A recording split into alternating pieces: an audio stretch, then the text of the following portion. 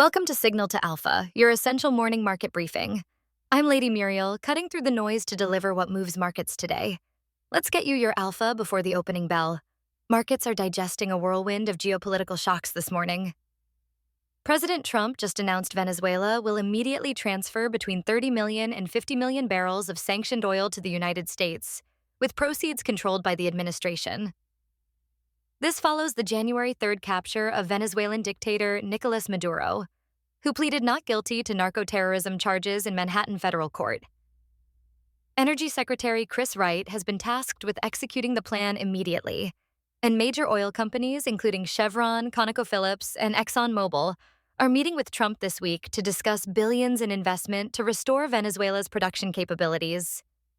Meanwhile, Congress is laser-focused on Minnesota's explosive fraud scandal.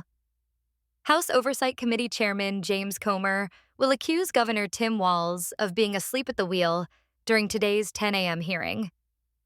Federal prosecutors estimate the stolen funds could reach $9 billion across multiple state programs. The Feeding Our Future nonprofit alone swindled $250 million in federal child nutrition funds. CMS Administrator Dr. Mehmet Oz announced plans to audit Medicaid billing for 14 flagged programs and claw back improper funds. Walz announced Monday he will not seek re-election amid mounting pressure. On Capitol Hill, a bipartisan Senate group is racing to extend expired Obamacare subsidies before millions face higher premiums. Senators Susan Collins and Bernie Sanders are leading negotiations on a 2-year extension with income caps up to $200,000 household income.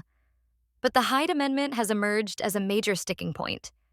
President Trump urged Republicans to be a little flexible on the amendment during Tuesday's House GOP retreat, sparking immediate backlash from pro-life allies. Students for Life Action and SBA Pro-Life America warned that abandoning Hyde protections would cause electoral consequences in November. Geopolitical tensions are escalating on multiple fronts. The UK and France signed a security declaration pledging troops for Ukraine once a ceasefire is established, with the US leading verification mechanisms.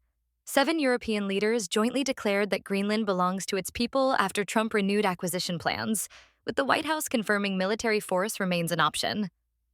Iran's military leader threatened preemptive attacks after Trump warned the U.S. is locked and loaded if Iran violently suppresses protesters. Nationwide protests in Iran have entered their 10th day, with at least 29 deaths reported. Back home, House Republicans are navigating their slimmest majority yet. Congressman Doug LaMalfa died suddenly during emergency surgery yesterday at age 65, reducing the Republican majority to exactly 218 seats. This means Speaker Mike Johnson can lose only 2 Republican votes to pass legislation along party lines heading into an election year. In market performance, memory and storage stocks continue dominating AI enthusiasm. Western Digital, Micron Technology, and Seagate led the S&P 500 with gains exceeding 200% each during 2025, outperforming core AI processor manufacturers. Bitcoin is trading at $92,062 as investors digest geopolitical uncertainty. That's your signal to alpha for today. Subscribe for tomorrow's essential market briefing. Trade smart, stay informed. See you at the opening bell.